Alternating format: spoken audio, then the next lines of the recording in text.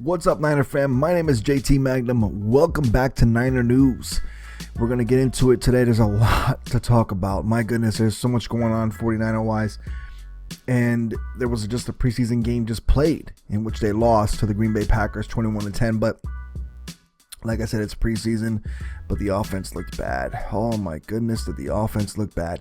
Blaine Gabbert led the only touchdown drive, and it was sad to watch offensively.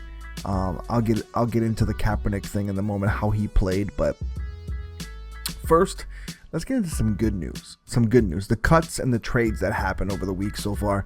Number one, the best thing in the world happened, and believe me, I would love to celebrate, but right now I'm recording this kind of late. My wife's sleeping, but my goodness, Eric Pierce was released. Yes, hallelujah. It's finally over. Finally. Jordan Debbie first, Eric Pierce next. We're done.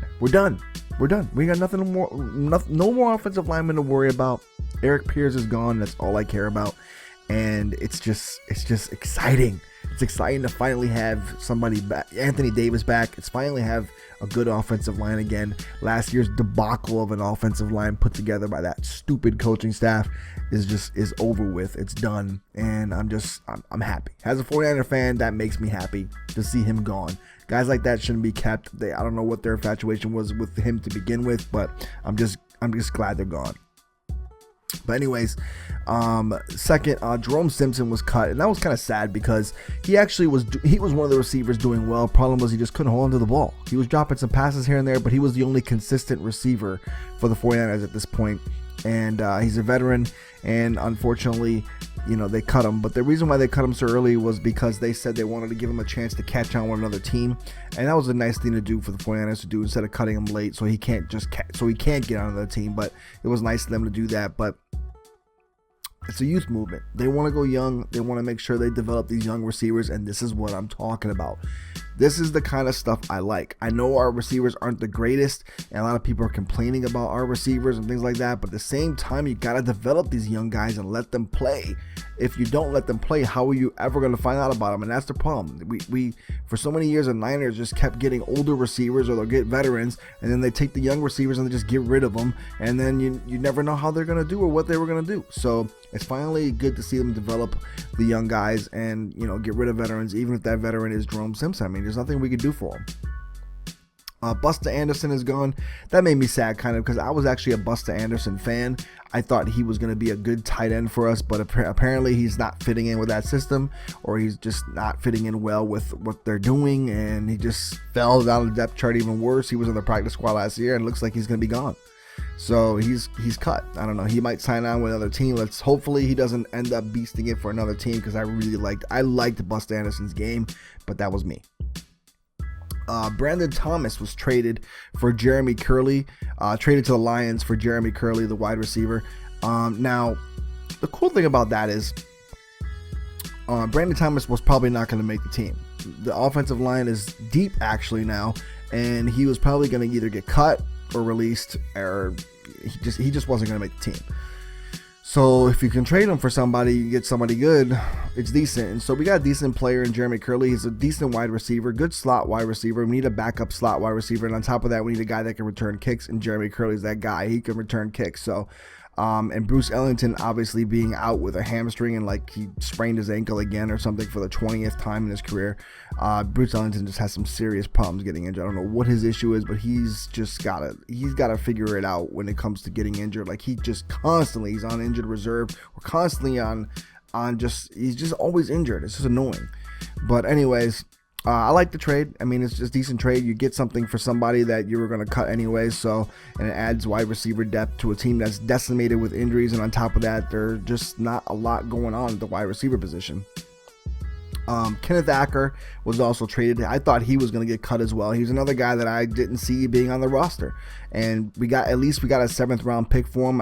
I think we could have got higher, but is what it is. We trade him to the Chiefs. Chiefs get another one of our good corners for another good draft pick. But the only good thing is we got a conditional draft pick as well, and I'm not sure what the conditional is. Hopefully it's something good. So if he ends up being a stud for them, maybe we'll get a good pick back, hopefully. Kind of like how Alex Smith was. If they won a certain amount of games, we got a 2nd round pick, and it ended up working out for us. So I like that.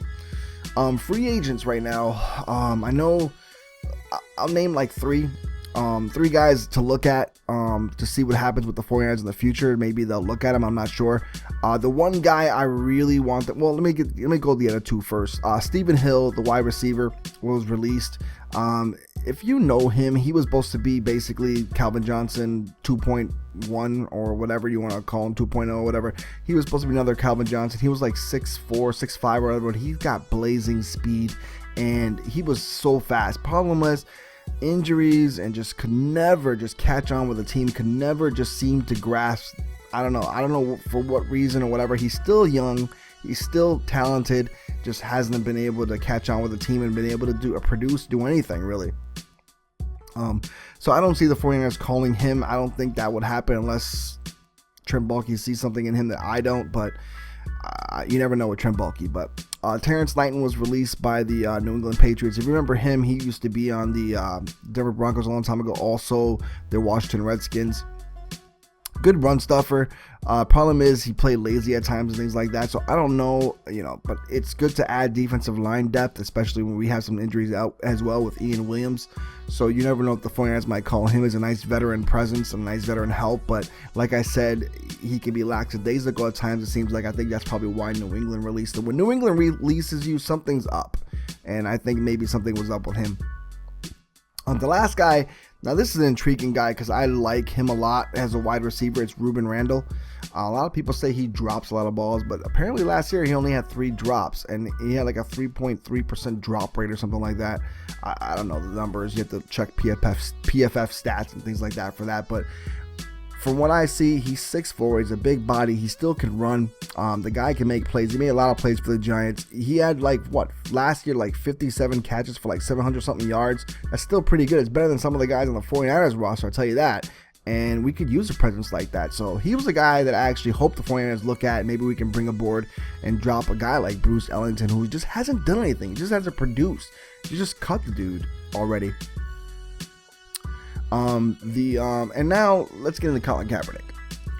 Colin Kaepernick, he has some issues. I'm not going to get into the whole thing right now when it comes to what's going on in the media right now. I'll get into that in just a minute.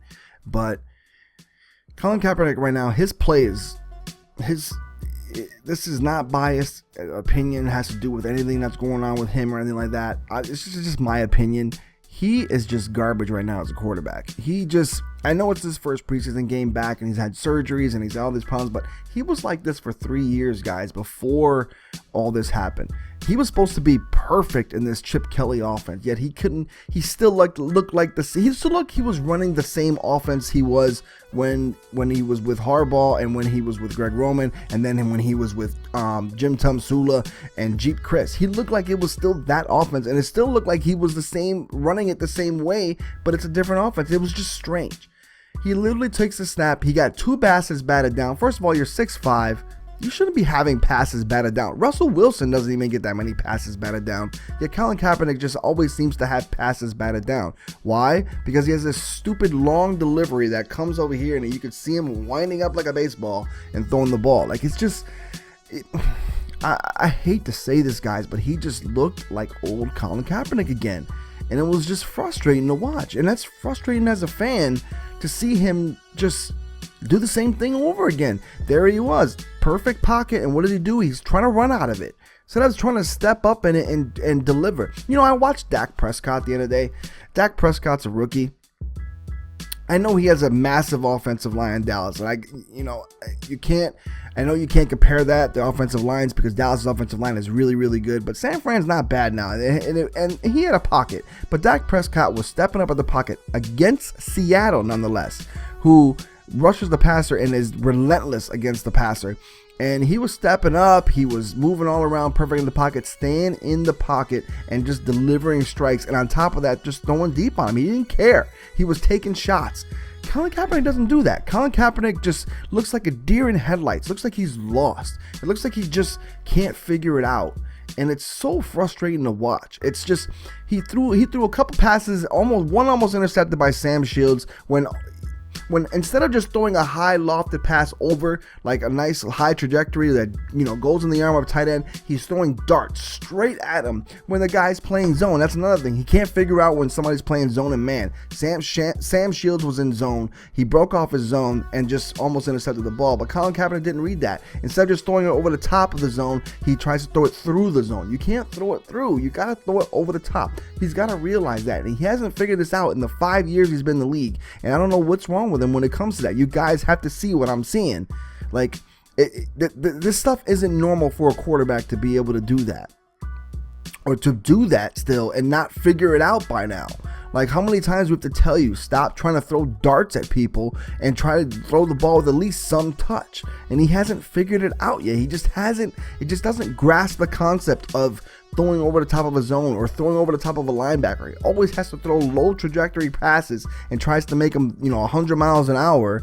Like a fastball in baseball, and it's just frustrating. And yes, people maybe sometimes don't intercept it because he's throwing it so freaking hard that they can't catch it, but still, the point is, you're supposed to be completing passes, not getting almost intercepted a lot, and that's just what's happening.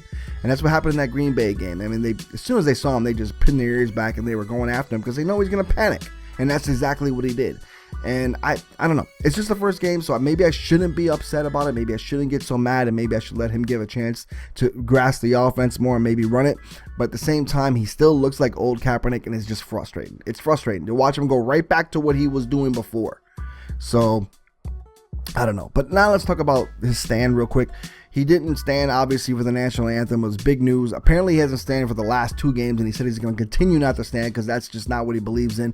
I'm not going to get into the details of what I'm sure you guys have all know the story. You guys have all read different things. You guys have all heard different opinions, but I'm not here to give you, or I'm not here to sway you into my opinion of what I think is wrong or right or things like that. I'm here to tell you that for me, personally, it's hard because everybody has their own opinion. When it comes to these things, everybody's right. You can't tell anybody anything. You can't tell somebody, no, you're wrong for thinking that. And you can't tell somebody, no, you're right for thinking. You're absolutely right. Nobody is right or wrong really in this, because when it comes to exercising free speech, you have to respect the individual's free speech, whether or not it's against what you believe, because it's what he believes.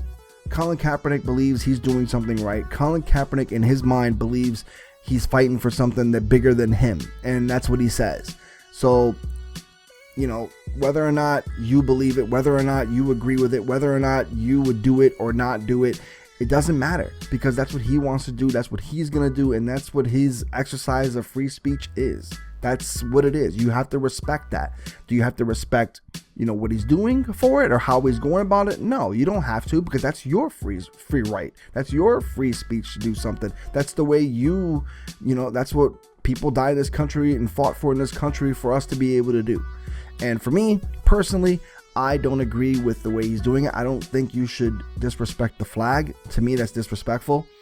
And I think, whenever there's here's a prime example. We were just at a baseball game recently. I was at a baseball game in Pennsylvania. It was a minor league game, and I was at the I was in the stands, not the stands. I went to get some food at one of the, they have all the food stands and things like that outside.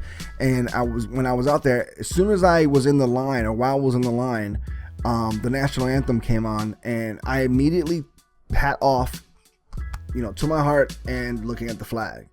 And there was people still, doing their thing, buying their food or whatever, doing their thing or whatever, but I did not move from that line. I stayed right there and I looked at the flag. The line was moving. I didn't care. I didn't move. Nobody cut me. Nobody did anything. I was looking at the flag, and that's what I did. Period.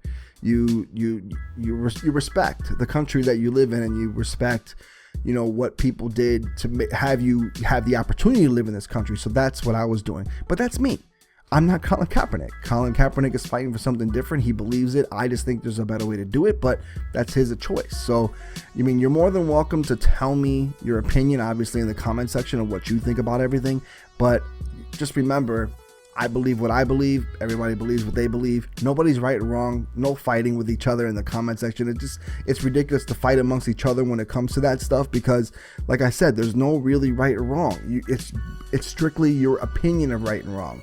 So like I said, just, keep it nice in the comment section. I'll delete some if I have to. I'm sorry, people, but it's a touchy subject for me. It's a touchy subject. I don't want people fighting on my channel just because of a situation that Colin Kaepernick did, when you lose focus on what he's actually fighting for. And that's another thing I think. The problem with the whole thing that's going on is, everything, the focus shifts on him now, and the focus is shifted on what he's not doing and what he's, why he didn't do this and why he didn't do that. And now the focus is off of what he's trying to accomplish, which is, just equal rights or just, Black Lives Matter, or just all the different things that's going on.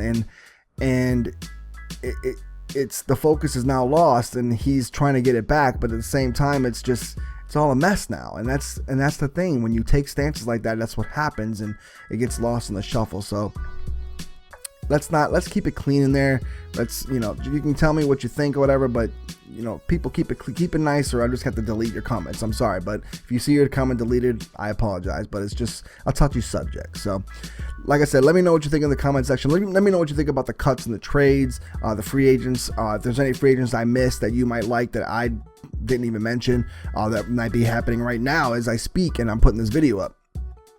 Let me know about it. Let me know what you think about Colin Kaepernick's play. Not really so much a stand. I really prefer not to talk about that, but if you do, it's fine. But let me know what you think about his play. I just think he's never gonna learn.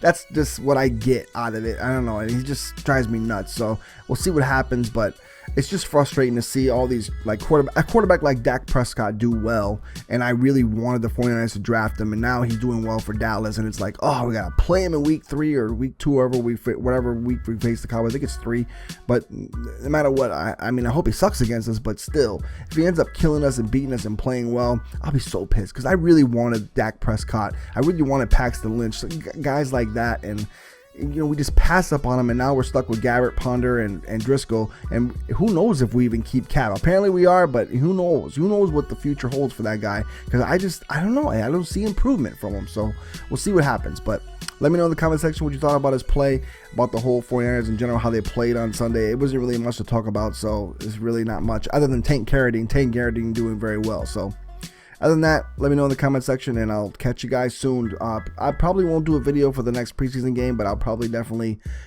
do a preview of the upcoming game, or just talk about the upcoming game after it happens. So we'll see. It depends on what news happens. Depends on what cuts happen, releases, anything, surprises, things like that. So sorry for the long video, but there's a lot to talk about, like I said. So take care, guys. JT Magnum signing out. Peace, y'all.